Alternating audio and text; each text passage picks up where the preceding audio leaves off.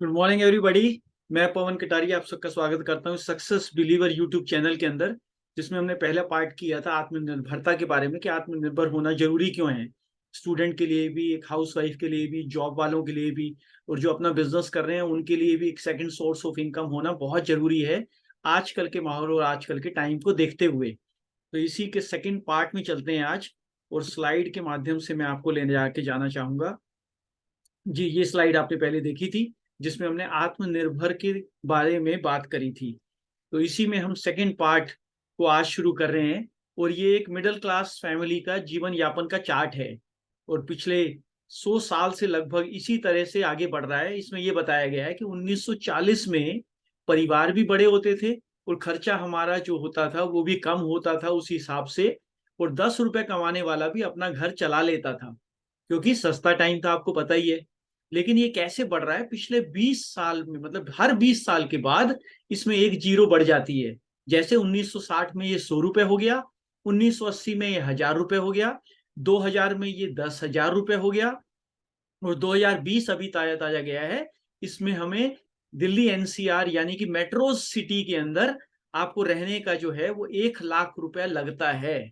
आप भी मानेंगे इस बात को कि अगर हमारी इनकम 1 लाख रुपए होती है तब हम एक गुड लाइफस्टाइल जी सकते हैं।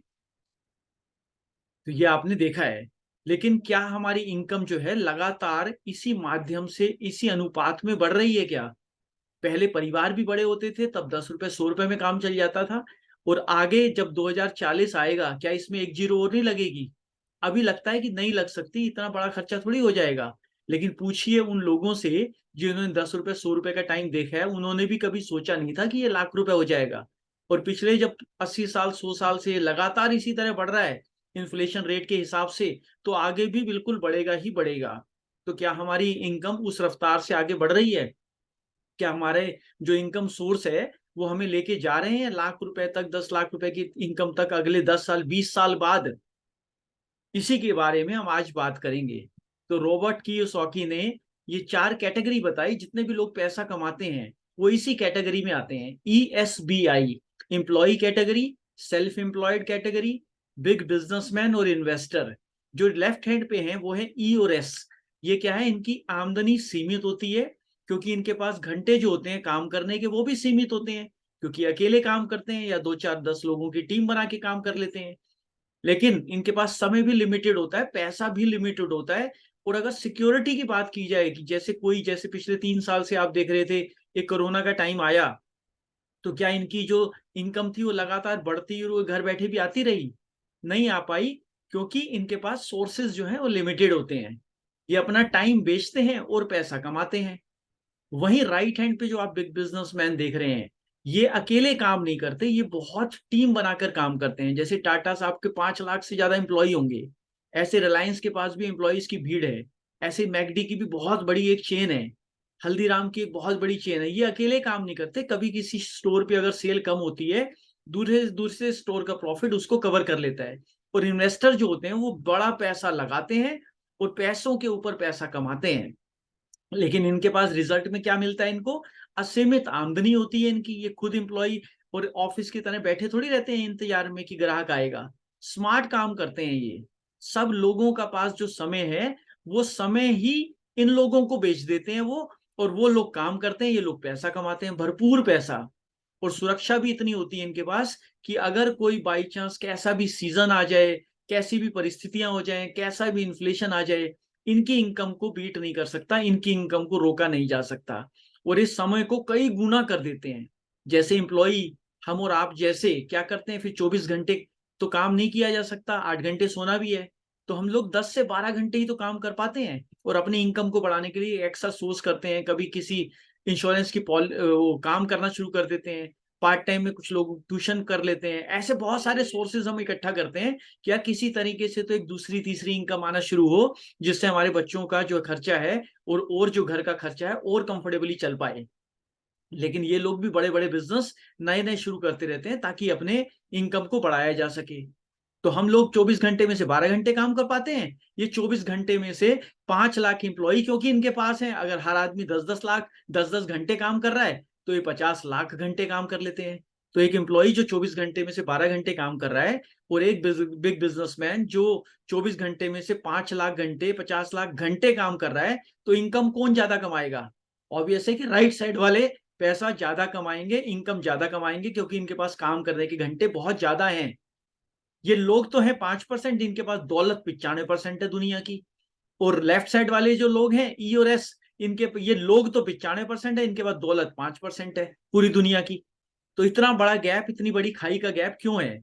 क्या कोई और रास्ता है इससे समय को गुणा किया जा सके? अगर हमारे पास भी इतनी बड़ी टीम होती, हमारे लिए भी हर आदमी 1-1 घंटा 2 घंटे काम करता, तो हम भी अमीर बन जाते ना। लेकिन क्या वो जॉब में हमारे पास ऐसा सिस्टम है जिससे हम टीम बना सकें? चलो बिजनेस में पैसा ज्यादा होता है ये तो सभी मानते हैं, क्योंकि हमारे मोहल्ले का सबसे अमीर आदमी बिजनेसमैन ही तो होगा। ऐसे हमारे शहर का, देश का जितने भी अमीर लोग देखते हैं वो बिग बिजनेसमैन ही है, बड़ा बिजनेस कर रहे हैं वो।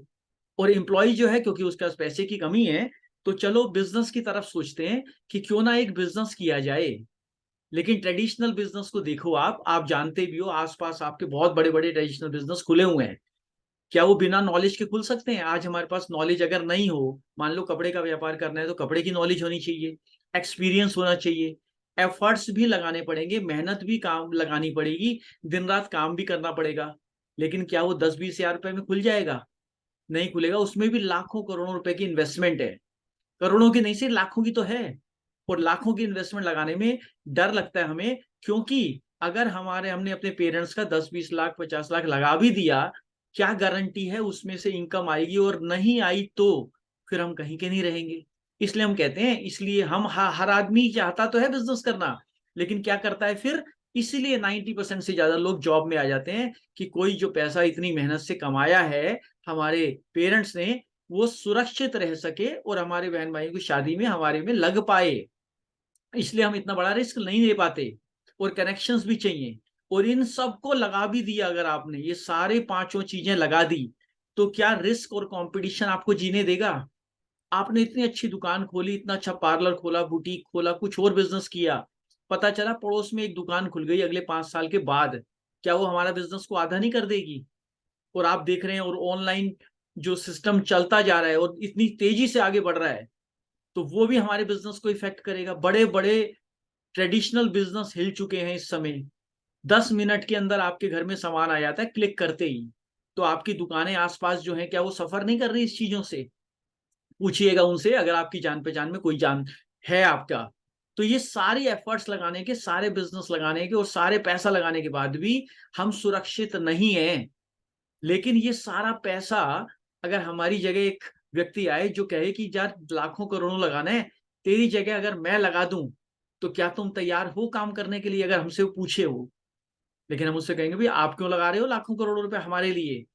अगर लगा भी दोगे तो मुझे चलाने थोड़ी आता है, आपको लाखों रुपए का चलाऊंगा कैसे मैं बिजनेस को?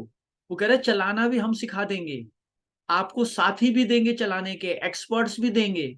और जो लोगों ने पहले इस काम को किया हुआ है वो आपके साथ काम करेंगे और आपको सिखाएंगे एज ए बिगिनर के रूप में। आप बिगिनर होंगे, वो एक्सपर्ट होंगे।